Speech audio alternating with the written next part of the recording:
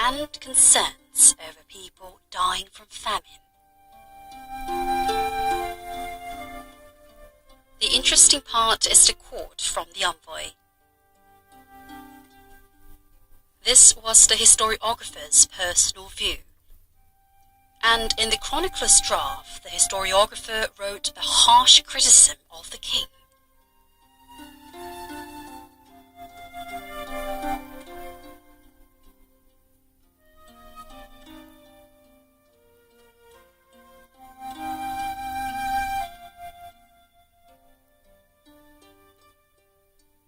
There are more records criticizing the king.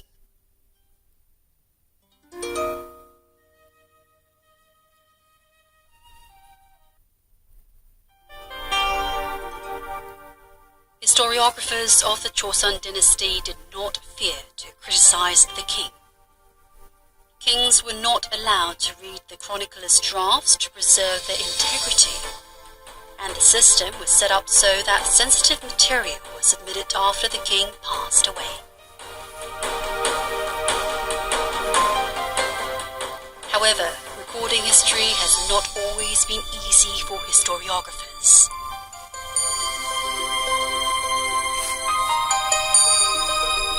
When Yeonsanggun ascended to the throne, he instigated the purge of 1498 over the publication of the annals of King Seongjong. Lee Guk-don, who belonged to the Hungu faction, was in charge of the publication at the time. And while reviewing historiographer Kim Il-sun's draft, he saw that Kim Il-sun had included the lament of Emperor Lee that his teacher Kim Jong-jik had written. The lament for Emperor Lee was a condemnation of King Sejo's usurpation and politically sensitive material. Furthermore, Kim Jong-jik and Kim Il-sun belonged to the Sanin faction, which was the opponent of the Hungu faction.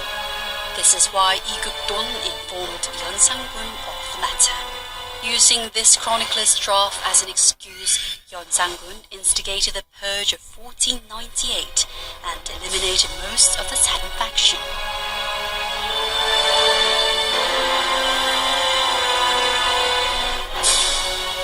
This tragedy occurred when the historiographer, who expressed his beliefs in the chronicler's draft at the risk of his life, had the draft made public.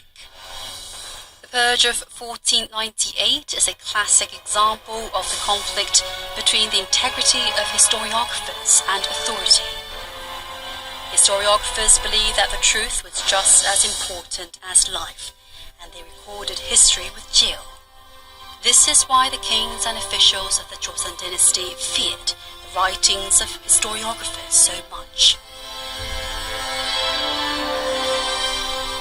The historiographers of the Joseon dynasty. They are the guardians of the values of the annals of the Joseon dynasty.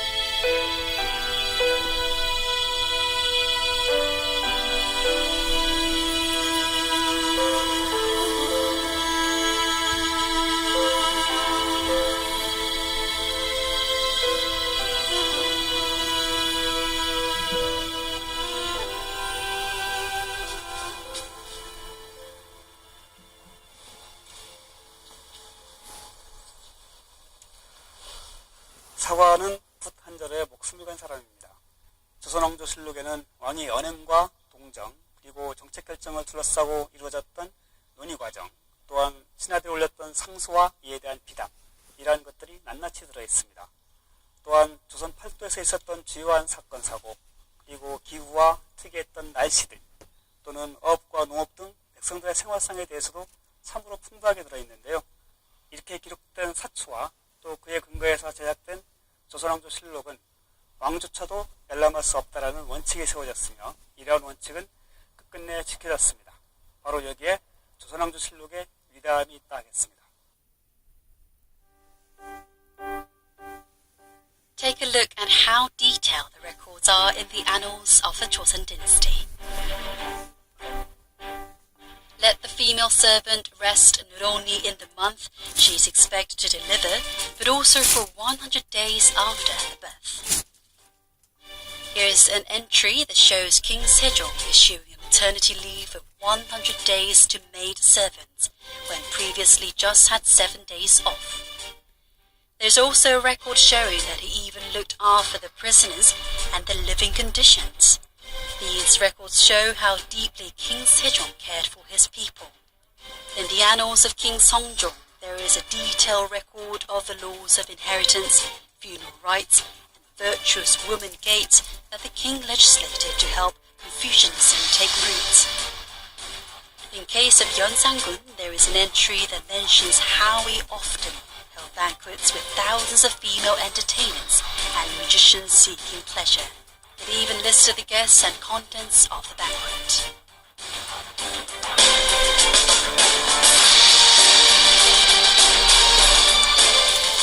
As you can see, everything that has to do with the king was recorded in the annals. However, there is another set of records that depicts the kings alongside the annals of the Joseon dynasty. May 2011, these are the court chronicles that were listed in the UNESCO's Memory of the World Register. This diary of kings spanning 151 years is a tradition that King Jeongjo started and lasted until Emperor Sunjong, the last king of the Joseon dynasty. Its Korean name 일성록 means a record of daily reflections. So what did kings write in them?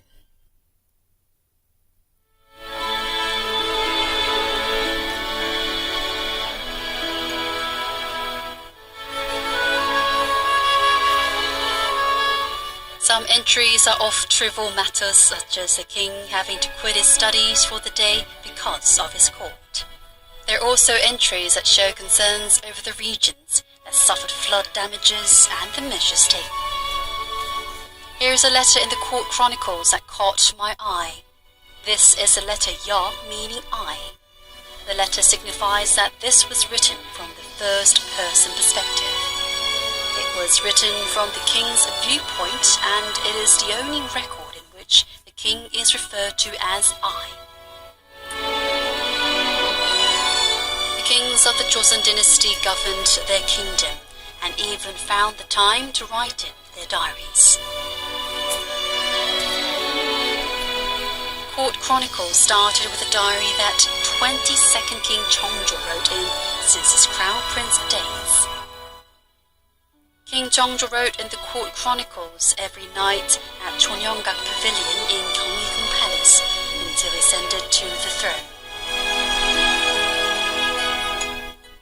It was called the Chonyeonggak Pavilion Diaries at first, but King Jeongjo never stopped writing even after he ascended to the throne. King Jeongjo, who wrote the court chronicles into the 5th year of the reign, designated people from the Kyujanggak archives to organize the chronicles more systematically. This is when the court chronicles changed from the king's diary to a record of state affairs that show the king's daily routine and his work written by officials.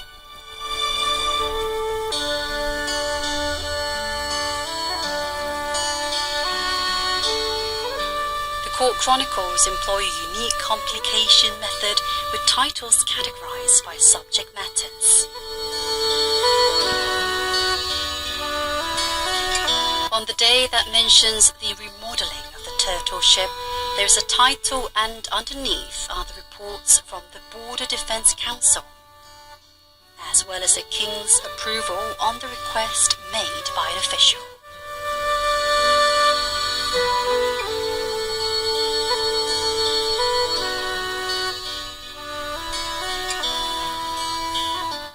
While While the annals of the Joseon dynasty were undisclosed to allow the future generations to assess the history, the court chronicle employed a simple editing system so that a king or an official could utilize the material in his work. Court Chronicle is a diary of kings who dreamed of security for his kingdom and his people, and the annals of the Joseon dynasty were the lessons learned from history written for prosperity. They are the strong pillar that supported the Joseon dynasty for 500 years.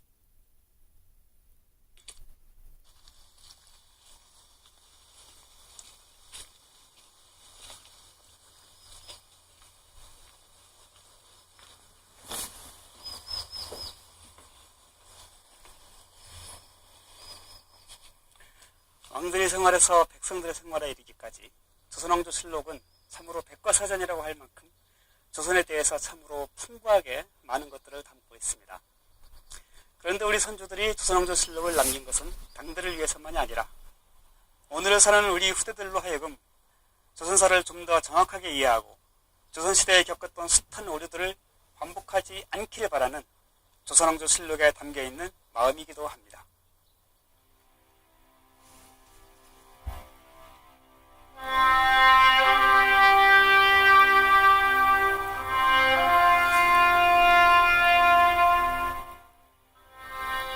The annals of the Joseon dynasty show us that history should not be ascended and completed by contemporaries, but rather than posterity.